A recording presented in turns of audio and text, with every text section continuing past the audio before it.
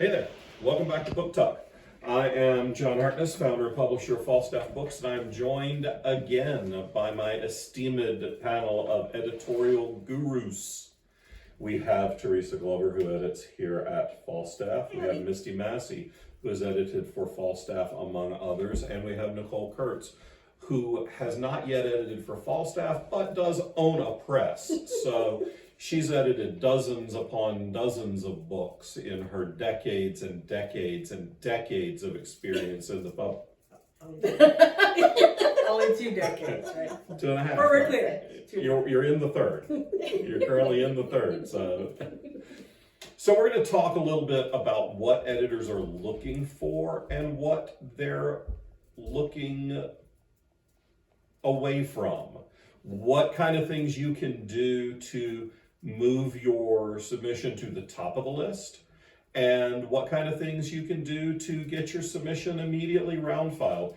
Spoiler alert, taping $100 to the cover letter is not a guarantee of publication.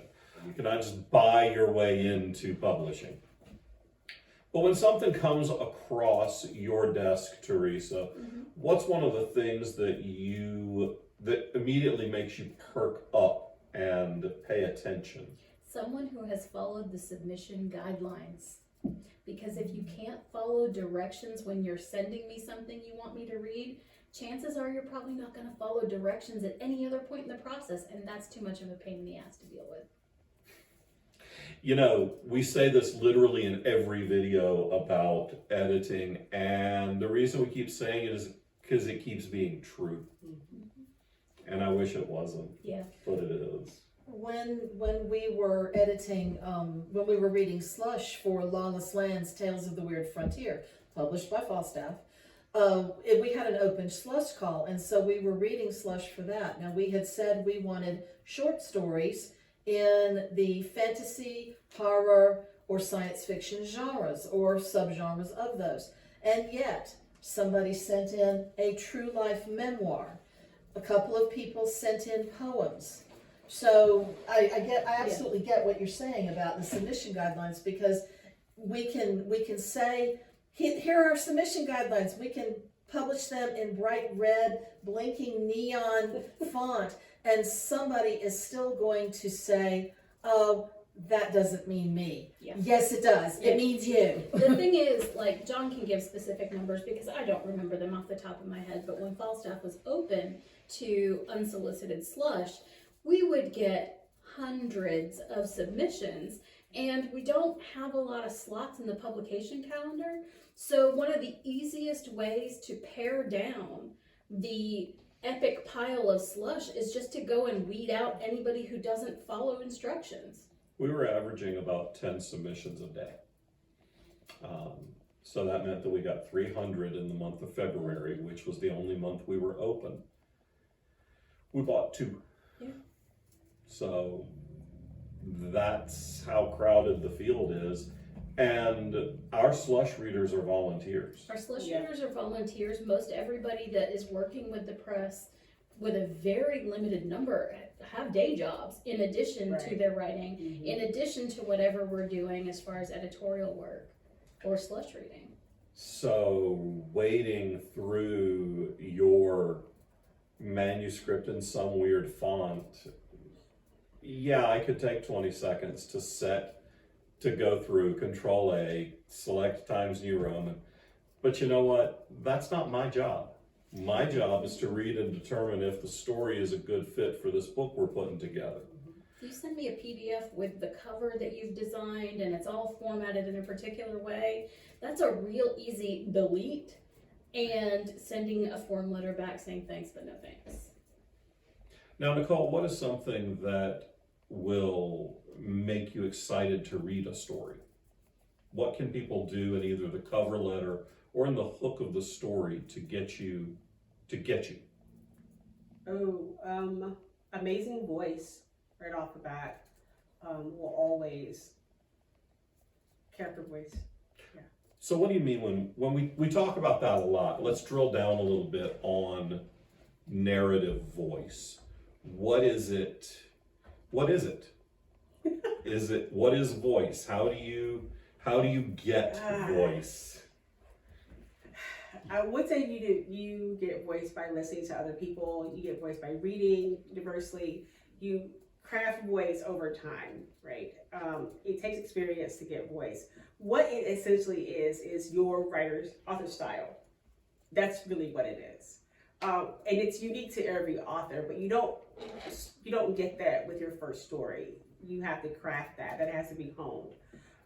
And it's not something that it can't necessarily be taught because it's experience, right? Your style develops through experience and through writing, through reading. Yeah, I can teach you how to play the guitar. Yeah. But I can listen to a song and pick out that's Eric Clapton on Yes. the guitar solo. Yep. Because he has things in his style Yes. that are immediately recognizable. In wrestling, a lot of times you can recognize who's under a mask Yes. based on their move set and how they carry themselves. Yep. It's word choice. It's so many things that an AI can't give you, right? Because it's unique to you, the individual writer. And if someone has a very strong voice, that is enticing to me, and it'll entice me to keep reading. There was an example even today. John had come in and he had the early copy of the anthology Nevermore that's coming from Falstaff Books, and I randomly flipped it open to a story, read the first line, I'm like, oh, that's got to be yours. Because it was very typical for his voice. It sounded like John. It sounded like a hook that comes from his level of work. In other words, I said fuck at the very beginning of the story. Yeah, She there was knew it cussing. was me. Yeah. There's always. But it was also like the way that it was delivered by that character Yeah. and what followed immediately after their dialogue. I am also a big fan of following the submission guidelines. The name of my press is Mocha Memoirs. We don't publish memoirs. I get a memoir, at least one every month. Oh yeah. And it clearly says on our website what we do publish, and memoirs isn't one of them. We also don't publish westerns. We publish weird westerns, but I get westerns 3 to 5. I do think that you kind of opened yourself up for getting memoir submissions. I mean, It's in the name. yeah, you kind of bought yourself that trouble. 2001, Nicole had no idea what she was doing with naming a press. We were really into, alliteration. But that also plays into showing who has done the research and whether their story is going to That- fit with your press. That's what I'm saying. Like, I know that you didn't even bother to read the submission Right. guidelines because you Right. sent me your. You are not in the I know that you didn't bother to read the submission guidelines because you sent me your book. Because we're closed for unsolicited Right, that too. submissions. Right. So Yep. if it's not coming through an established literary agent, and by established literary agent, I don't just mean that you and your best friend decided to form a literary agency so you could sell your friend's books and your friend could sell your books and y'all can be each other's agent. Because I swear that's what it looks like with some of the submissions I get. Sure. I remember those emails. Yeah, but the way to pitch to us is to come see me at a convention. Right. Talk to us, come to SAGA, talk to us at the conference. Yep.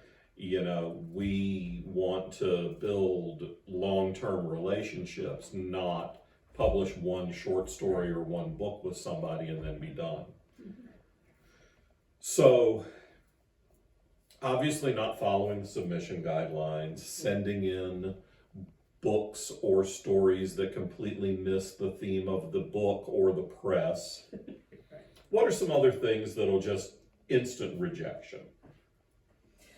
Well, if you're sending in a fantasy story and there is no magic on the first page or even a hint of magic, and it doesn't have to be a magician casting huge fireballs down the street. It can be something small. But if I don't feel magic in those first couple of pages, then I'm going to stop reading because it's not fantasy if there's not magic right off the bat.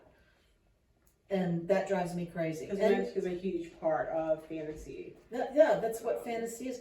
And I mean, that follows for every genre. If you're writing mystery, there better be a murder really, really quick. Or theft or something. Or a theft. Yeah, you don't have to murder, but usually highly mysteries. recommend I mean, murder, hey, if there's a body, I'm in. I'll keep reading if there's a body. You know, if it's science fiction, I want to know about the science right off the bat. And this comes down to a piece of wisdom that came from a writer and editor who turned out to be extraordinarily problematic, but this was a good piece of wisdom that she shared when she was doing her own magazine, and that was start your story where things begin to go wrong. And so that means don't start your story by telling us everything that has happened to your character up to the point that she's standing in the street and gets hit by a fireball. Just start in the street where she gets hit by the fireball. And then the other stuff can be put in later. But if you start me out with piles and piles of backstory, I'm going to be completely bored. I'm going to walk away. I mean, the information dump is, Yeah. and the onset is immediate. No. That it demonstrates a lack of sophistication, experience with writing, that you dump all the information at the beginning, right? That's a telltale sign that either you don't read often enough to know how stories go, or this is a draft that you're, right, that you're sending in, that you're just not at that point where this particular piece is ready to be sold. Yeah, I agree. It says a lot about the amount of reading you do. Mm-hmm. When we get stories like that. We can look at the story and go, you haven't read anything since 1978. Or in this genre. Or in this genre. And for God's sake, do not come up to us and say, I'm writing what I always wanted to read because there is nothing worth reading out there. Maybe no. don't stand at my table with Right. a couple $1,000s worth of paperback spread out in front of you Right. and tell me there's nothing worth reading. And if you think I'm exaggerating, I promise I wish I'm you not. were. I've had it said to me so many times. And another thing too, when somebody comes up to you at a table where you have your publishing house or you're representing a publishing house, please, for the love of God, assume that the person you're talking to has some significant role in that business. Because I swear to God, if I tell another baby writer that we're not open to submissions and then they look at John for confirmation, John's probably playing on his phone because I don't usually talk to baby writers because I scare them. that's fair. Yeah. But assume that the person that you're talking to has some kind of muscle in that company. Either you're talking to the owner, you're talking to an editor, you're talking to an author. I think the next time that happens, I'm just going to tell people you own the company. And it's funny because most of the time when they look at John, he goes, what she said, because I'm pretty much Assuming I was paying attention, yeah, that's fair. which I probably wasn't. And if we give you direction, like you come up to us at a big convention center show and we say, hey, this is not the event, these are the places that you can pitch, please follow that instruction. Yeah. Don't just do your own thing because you think somebody's telling you to go away in a polite way. We are, but there's a reason for it. Right. I think that's really important too, is again, that goes back to following directions, right? Yeah. And there's, when there are certain cons that you can pitch at, right? Those are the places where you pitch. If I have my table set up at a convention, I'm actively selling. That is not the time to pitch to me. Your book. Take a card, say, hey, I saw you guys at blah, blah, blah. Here's, my query or here's my pitch. Fine. But try to not do that actively while we're at table selling. I know that has nothing to do with editing, but it does have to do with following directions, which goes back to Editing. Submissions and editing. And how you behave as a writer. Right. I mean, that's part of, right, John talked about, we're interested in you as an author and your career, not just this one work. And if you can't follow directions, either when you meet us in person or when you're submitting or both, that is also a cue for me to go, you know, this author is not worth it. This story is not ready, and I'm going to nope out. Speaking of pitch sessions, a lot of times you have opportunities to pitch at writing conferences. And SAGA, which is happening in July, in concert with Congregate in Winston-Salem, North Carolina, we will have a large pitch session available to attendees of SAGA. So if you are a writer who is working toward bettering your craft, come to SAGA and you'll be able to pitch to several different editors. And if you successfully pitch and they say, hey, send me whatever it is that they've asked for, actually send it. Please send it. Yes. Please. I mean, we wouldn't ask you to send something if we weren't actively We're not interested. that nice. No. Well, Misty is. The rest of us aren't. I'm only nice when you're looking at me. when I've closed out your email, boy, am I mean. But and when you pitch and we say send it to me, when you write your email, say I saw you at SAGA and you said to send it, because we don't remember the next morning. So remind us. Or we meet a lot of people. And don't feel like you can't follow up. Yeah. 90 days, 180 days.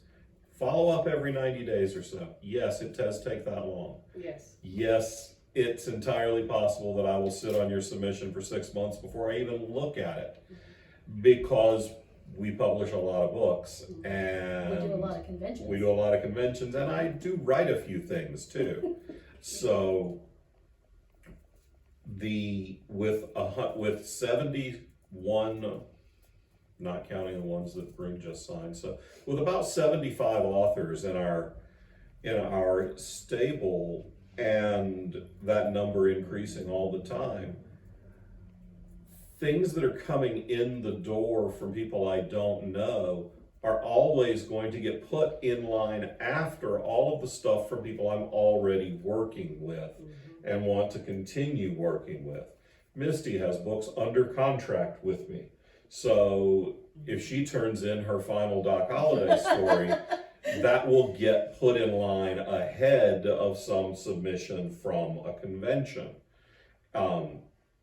Teresa has books that we're talking about doing together. That will bump something later in the line, because there are only so many publication slots in a year. We've scaled our production way down. We're doing about 20 to 26 books a year now. We do have that. But I am a much smaller operation. I have a much smaller staff. We're kind of like Mocha Memoirs Press. Our focus is a little different than Falstaff's, so our staff is a little smaller. But yeah, our calendar is pretty full too. Yeah, but with one, let's say you've got a book a month. I do have a book a month. Yeah. So, okay. At least one book a month. Yeah. So if a book a month is your number, well, then there's the books that you write. Then there's the authors that you already have. That have series. That have books that are series. contracted. Yep. It's not going to take you might have, at the beginning of a year, you might have 4 open slots, maybe. Yeah. And we're in about the same place. We've got about 24. We got about 2 open slots a month. Well, all right, 4 of those are dedicated to Dread. 4 of those are dedicated to Crush. Now we're down to 16, and I'm going to write probably 4 of those. So now we're down to a book a month, and that's with 75 authors already contracted. So Publishing is not a fast industry. Despite what you've been told, or despite what the self-publishing businesses pitch to you, you can have your book out in this many days. and you can. And you can. But if you want a traditional route, which we're all traditional publishers, that is a little slower work. But money will flow to you, not from you. Yes. Which is the difference between using a traditional publisher versus a self-publishing company that'll give you the tools and you do it yourself. Yeah, you have to pay them for those tools, and so money will not flow to you immediately. So that's the big difference. Yeah, I mean, if you're self-publishing, then you're hiring the cover artist, you're hiring your line editor, your developmental editor, you're hiring your copy editor, you're hiring your proofreader, you're hiring your layout person. Mm-hmm. So you're paying all of that, and if you've got the money sitting there and you have a network of people lined up, you can do it. You can do a book from completed manuscript to finished book. You can have it in hand in a couple of months. Yep. If you already have the people with the tools to do it and they have openings in their production schedule, which they don't if they're any good. Yes, if they're good, they're usually getting Lynn Hansen for a cover is get a book out, right? And Yeah. she's so popular. And she's the cover artist for Nevermore. And for Imitation of Life. Yes. Elle Marie Wood's new poetry collection we Our just poetry released. collection, yep. Yeah, by the way, we released a poetry book. And immediately, first question that we got immediately was, are you guys open for poetry submissions now? No. This is an author already under contract. We have published 3 books of poetry in the time that we have been in existence. I wrote all of 2 of them. So and Elle Marie Wood wrote the 3rd. So yeah. And that book ties into the open book. Mm-hmm. So it's a part of a series, actually. Yes. Neat. So those are some tips and tricks on how to get your stuff moved to the front of the line editorially, and some things to avoid that'll get you round filed in a heartbeat. And if you want more content like this, be sure to like and subscribe and ring the bell to get notified. And you can also always just, come throw us money on Patreon. We have one of those. Go find it. There's a link somewhere.